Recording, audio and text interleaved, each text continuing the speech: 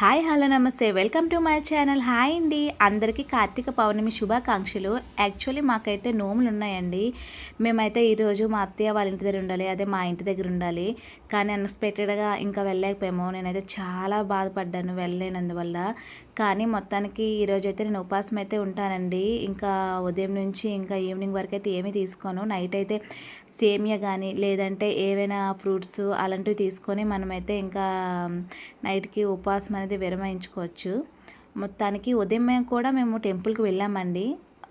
Morning అయితే కూడా చాలా బాగుంది. జనాలు అయితే ఫుల్గా ఉన్నారు కానీ పర్వాలేదు. ఈవినింగ్ టైంలో అయితే అస్సలు ఖాళీ లేదు. ధ్వజస్తంభం దగ్గర అయితే అస్సలు ఖాళీ లేదు. ఎక్కడికక్కడ దీపారాధనలు.